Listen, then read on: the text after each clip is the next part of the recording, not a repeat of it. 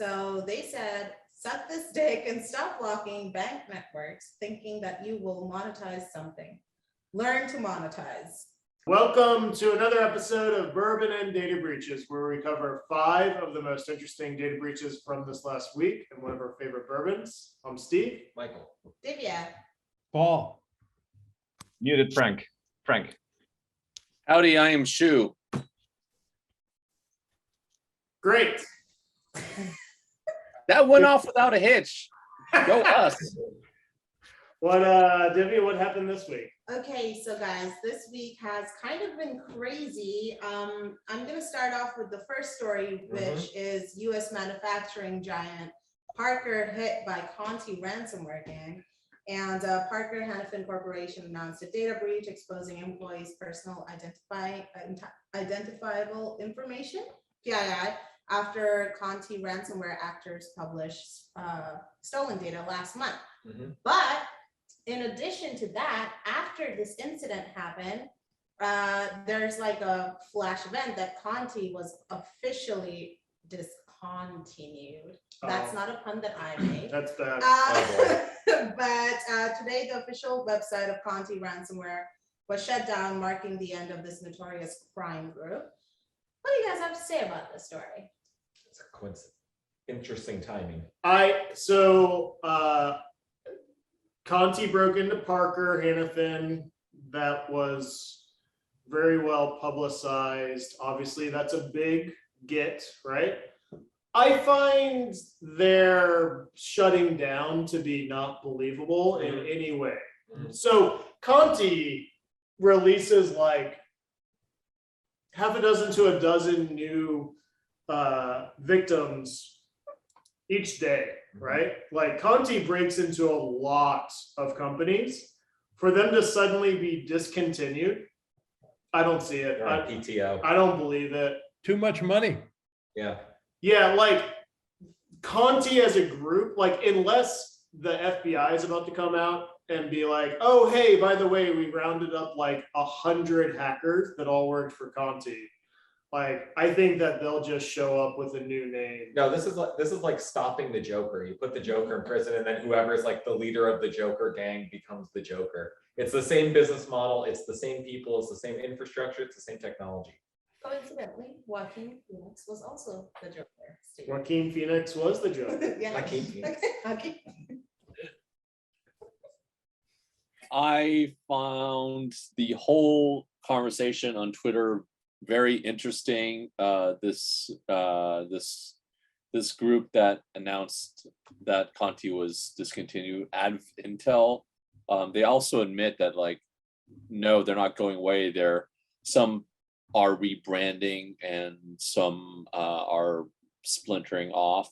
And yeah, you're right, Steve. There's like no arrests have been made. The people are still out there doing stuff, whether it's under the Conti name or whatever. It doesn't matter. They're out there causing trouble. So This is like if shenanigans. Nash and Young broke up. Yeah. You're just gonna get 4 times the albums. Yeah, it's an interesting phenomenon. We've seen it several times. When companies get big, right, they typically eat other companies. But when dark companies, right, the dark economy that's being run by ransomware gangs, when they are successful, they always split up and make new sub companies, right? So it's like what we're seeing is that the dark economy works in a very different manner because there's only very loose connections between these people. And once, like Conti made over $1 billion, plus we all have to remember that Conti had a lot of infighting with the Russian invasion into Ukraine. So they were ready to split apart. And so that's just what's naturally happening. I guarantee there's going to be a Russian Conti. It's going to be a bear that they'll name themselves Bear something. And then there's going to be like a Ukrainian Conti and probably a lot of little baby bells, right? So it's fascinating. I think that what we're going to see is that as these groups are more and more successful, they'll split up into subgroups and then just keep multiplying like a virus. They're going to keep spreading kind of like a virus. This is under the ledger of creative differences. Yeah. Although like $1 billion, like, I mean, come on, I'm It's an sure. appreciating asset. Right, yeah, in something that does not have the inflation pressures that the ruble does. So. My dad, we basically saw the same thing happen with ReEvil, right? They arrested a bunch of affiliates. Who cares? They're splitting up. Who cares? The main players are just doing something else. Same thing with Conti. I So- remember recently they were hacked, not hacked. They leaked information. So I don't know if that has anything to do, but it could be a reason. Could be a good reason. Absolutely, yeah. Well, whenever there's a leak of information, there's a lot of distrust, and so that's going to break down any connections they have. Moving on to story number 2, guys. Story number 2 is quite a fiasco.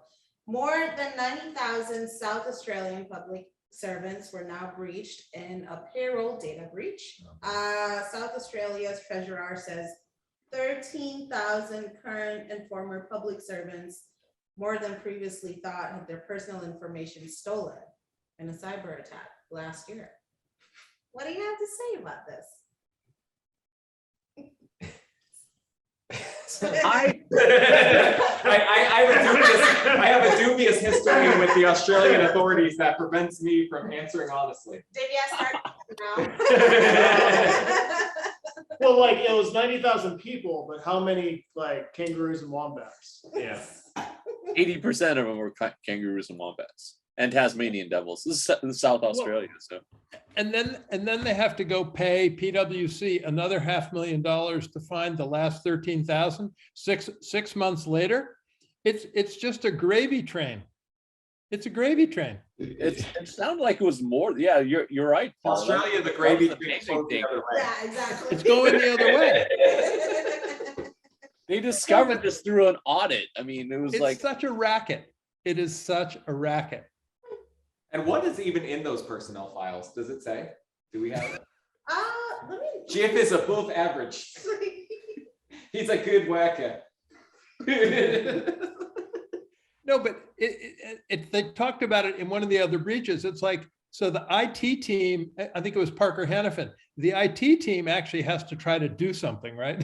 So like they shut down networks, so they try to contain the problem.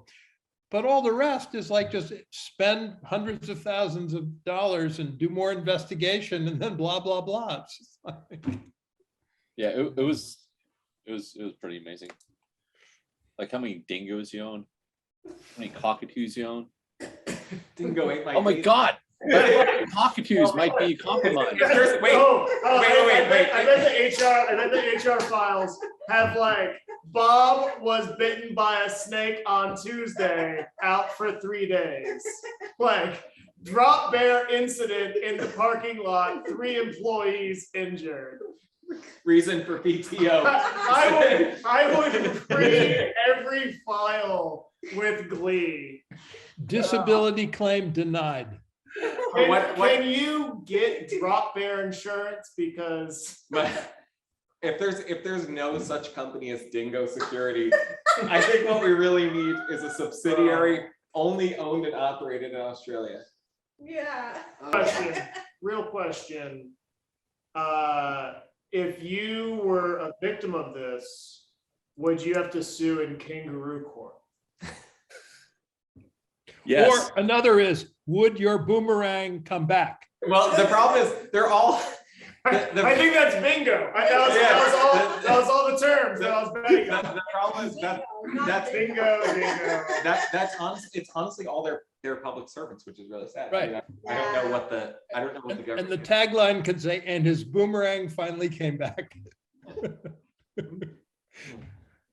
Yeah, it was a forensic review.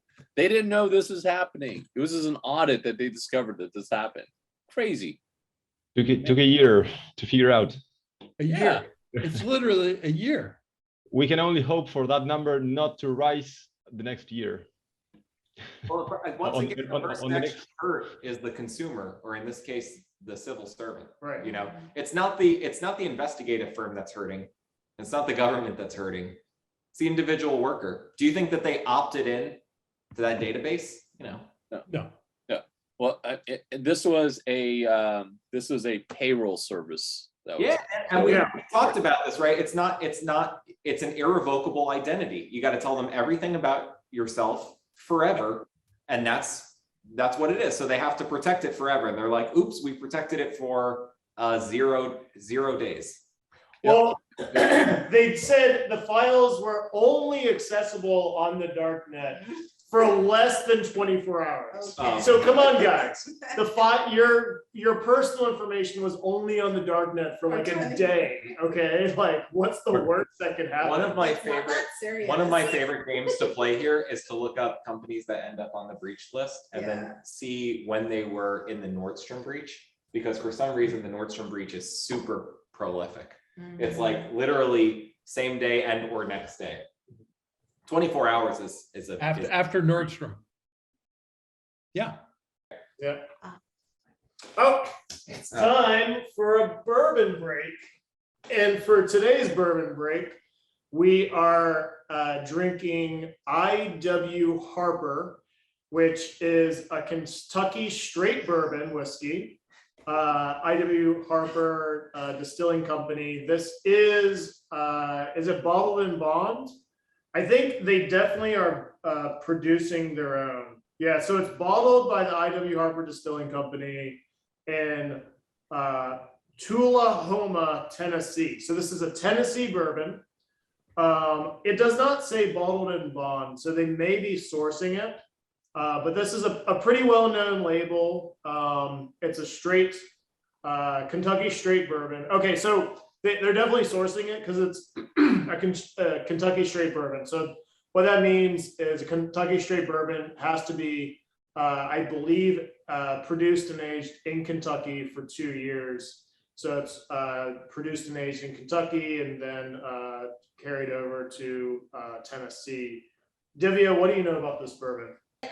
For this bourbon, I.W. Harper, so it says on their website, it's a Kentucky straight bourbon whiskey, beginning with a subtle nose. The whiskey leaves hints of caramel and vanilla, then melts into velvety bursts of wood and spice. Soften. The finish is sweet. The finish is sweet and pleasant with subtle fruit notes. ABV is 82 proof and Yep. 41% I don't know. Percent. Yes. Yes, just percent. Yes. Mhm. On total wine, though, it says the nose is softened notes of walnut and some wood. Vanilla emerges over time with more salty shortbread character building on the palate. Finish offers almonds with a touch of astringency. Sip neat or enjoying your favorite bourbon cocktail. Goes for about $30.99. So what do you have to say about this?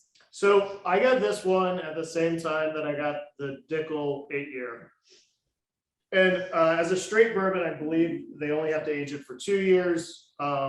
This one actually sells for a higher price than the Dickel. And so I was having the two and I was comparing the two. Dickel came in cheaper. I think I got this for 35, not for whatever price you listed. And I think I got the Dickel for about 25. So I compared the two, and maybe that's not fair. I found Dickel to be more interesting, but what I will say about the I.W. Harper is it's incredibly smooth. So I've been sipping on it today, and you almost forget that you're sipping on it, like you're just drinking it, and it just goes down incredibly smooth. So if you're looking for like a light, subtle, like very little burn, sipping whiskey, this is a great one. It's a single aroma and it's a single flavor, so it blends very well into the background. So I get just a general like sweetness to it, a little vanilla to it. Would you call it drinkable but not complex? Yeah, it's not complex. It's light and sweet. There's a little bit of honey to it. There's a little bit of wood. It's not overly anything. So I really enjoy this one. This is a good buy for the price. You can find it for $30. It's a great sipping whiskey for $30.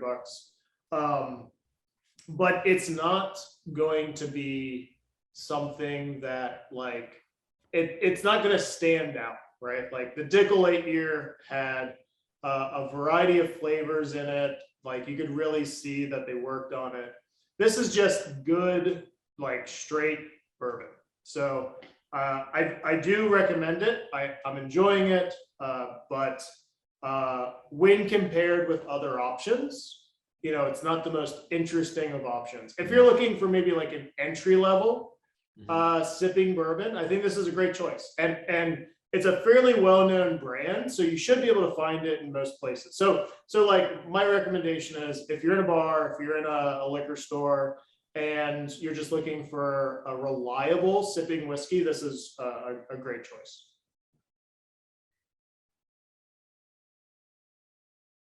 Good. Mhm. All right. Any comments, Paul? No, I'm going to try to find it in my neighborhood. That's what I do. Yeah. But I don't know what it is with Connecticut. Quite often it's just out of stock. I mean, Go to Vermont. or New York, maybe. I don't know.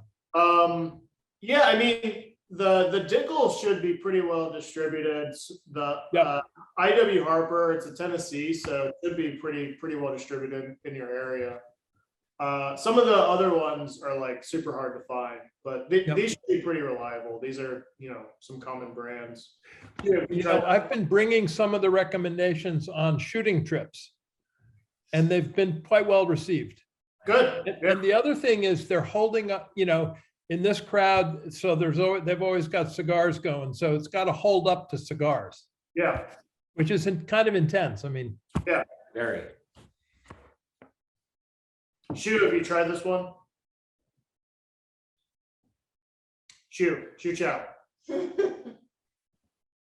muted. You're muted. Sorry, I was muted. I have not. Don't sigh at me. On to story number 3. So this I've never heard of. I'm very excited about what you guys have to say. Ransomware gang threatens to overthrow Costa Rica government. That's a hyperbolic title, but I love it so much. title. So this ransomware gang has infiltrated some Costa Rican government systems, and they are like, the goal is now to overthrow the government. What do you guys have to say about this? And also, by the way, this is by Conti. So yeah. That's it. So Conti just discontinued. So maybe Costa Rica has nothing to worry about, or maybe it doesn't matter at all. So I kind of have faith in Conti in this situation. I'm not saying that the Costa Rican government's easy to overthrow, but like, I think that Conti could seriously disrupt critical systems and like put down computer systems. I think they could make Costa Rica have a bad time. I feel like infiltrating their systems is like, you know, Well, breakfast. it underscores the brilliance of the ransomware business model. It's like, there's nothing to steal, so just tie them up in knots so they have to pay you, right? Yeah, I think that I would take this threat seriously. Like, no one knows the security posture of the Costa Rican government. Maybe Conti does. But yeah, like, they're not gonna like roll into town with tanks, but they could just like cripple their infrastructure and steal all their money, and then they'd have to like default or something. So right. Frank, okay. Well, as a Costa Rican expert, I gotta say, you know, after this, Conti died. Like they discontinued. Oh, it's true. That's true. So the lesson here is don't mess with Costa Rica. The Costa Rican super secret cyber ops infiltrated and killed Conti. Yeah. Although I feel like Conti's like 2 days away from posting a LinkedIn job ad for general manager Latin America.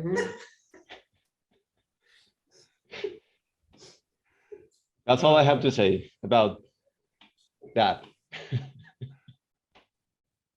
Said too much. I wonder how much Costa Rica is worried about this. Like I went, it was fun. The government seemed functional, but like otherwise, you know, I didn't see a big cyber presence. Costa Rica's all right. It's not too bad. Yeah. So like, why would they want to? I mean, I've never heard of like a ransomware gang trying to overthrow a government, and I get like they're trying to like make noise and everything, but like Ransomware gangs are experimenting with a lot of different economic models in the dark economy, and they're evolving very quickly, and they're trying new things. And like sometimes they're like, what if we shame people into paying a ransom? And that worked out great. And then they're like, hey guys, what if we overthrow a government? And we'll see if this works. This may be the first of many governments that are overthrown. You know, when you're workshopping, there's no bad ideas. So we're just seeing like one of their flyers. I've been in outbound sales a long time, and I'm just trying to, like, these guys are all outbound sales. That's all this is. This is just a sales operation. And I think what happened was they just sent an email to a list. Like literally, I think that they just put some list into operation, and they came up with a password or PII for a spear phishing attack for a Costa Rican official. And I think it's just like the dog caught a car. Yeah. And now they're not, you know what I mean? They're not sure what to do with it, so they're going to overthrow the car. Yeah. And to me, you know, I've been in outbound sales long enough that just happens sometimes, and you get people that you don't expect that respond to some email or something. This is totally what happened. Look, they got like one hacker that did a whole lot of coke, and he's like, hey, what if we overthrow a government? Yeah. This is gonna be great, you know, really get in there. Shoe with his Bang made its way. Oh my God. Conti. It kind of feels like it's loosely based on that film National Treasure, where Nick Cage is like, we're gonna steal the Declaration of Independence. And Great movie. If they stole the Declaration of Independence, we'd have to take notice. That'd be, what if they encrypted That's the just Declaration? to stole the Declaration of Independence NFT. Is there a Declaration of Independence NFT? And if so, can that be our new business model? Yes. Story number 4. This is very interesting. U.S. prosecutors accuse Venezuelan doctor of being ransomware mastermind. And this is this 55-year-old Venezuelan doctor who created and sold a widely used malicious software the cybercriminals were using in extortion attempts on multiple organizations. He's been charged. What do you have to say about this story? I mean, I don't trust doctors, so I'm not surprised. It's a cardiologist too, Shu, so. Oh, yeah. A heart doctor? Don't trust heart doctors. My heart doctor, I 51% trust her. How much ransomware is in your heart right now? Oh, a ton. That would be a great model. Yeah. Oh man, So, this story spoke to me because I worked with the guy. So the guy in the story has typically, Frank, you can vouch for this. He has 4 names, right? And 2 of those names fit with this guy I used to know. This guy, he was a programmer, and he claimed to be a dentist in Mexico. And he would sign all his code. Wait, I've seen this. Before Was he the #1 dentist in Mexico, and then he worked on a Yakuza boss? And then he had the Japan. #1. The best. He was related to that guy. This guy would sign all his code comments with something, comma, DDS, because he insisted he was a doctor. It speaks, I mean, Venezuela has been having a hard time. And Yeah. when upstanding citizens like dentists have to resort to fraud, Cybercrime. it says something, you know. Yeah, dentists or architects. Yeah. I would say in Venezuela, you either die a hero or live long enough to become a criminal. Oh, that's the cold open, right? But like, is it even a crime in Venezuela? I feel like stealing bread is a crime, but like committing fraud. Probably not. No. Well, okay. Moving on to the last story of the evening, guys. So this is my favorite story. Just let them read it for themselves. Yes. Mm, No, no. it's too hard. Yes. Well, crazy. I know. It's hard. That was intentional. Okay, National Bank hit by ransomware trolls hackers with dick pics. Was this also Conti? No, this is Hive. Oh, hi. Okay. So after suffering a ransomware attack by the Hive operation, the Bank of Zambia made it clear that they were not going to pay. The Hive operation? The Bank of Zambia made it clear that they were not going to pay by posting a picture of male genitalia. So they said, suck this dick and stop blocking bank networks, thinking that you will monetize something. I mean, like, good on you to the bank Seriously. for like punching back. That was good. That was funny. That was good. Yeah, I think this is one of the first times where so if you read the ransomware reports, it's obvious that non-payment is starting to get more popular. Yeah. You know, obviously the numbers on people actually paying ransoms are way down. And some companies have moved to physical tape and some just aren't paying. But it is the first time that it felt like the ransomware group was not in control of that conversation. Mm-hmm. Mm-hmm. Mm-hmm. Right. You know, this kind of gives me like BOFA energy. Okay, what's BOFA? BOFA these nuts. Like Bank of America. Good Thank job, you. Stu. Good job. That was a slow ball and you hit it out of the park. It was a T-ball. I was thinking about this joke when I wrote the story, but you guys can continue, please. Yeah, I mean, so like ransoms suck, but sticking it to the ransomware gang, Yeah. that's pretty good. That's cathartic. And yeah, I mean, we see that anyone who pays immediately gets hacked like again. Mm-hmm. So, you know, long term, it might be the better solution. Mhm.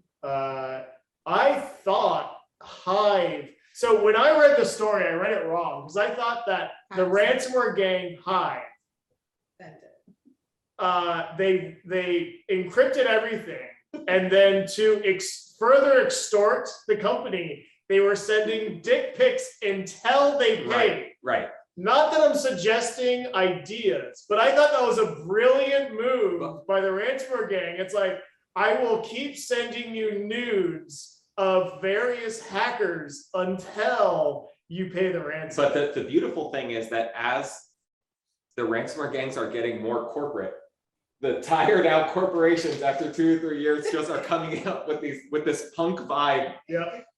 And I think honestly, the subtext of that story is they knew that word would get around. You know, they're obviously trying to start a conversation. They're trying to start some stuff.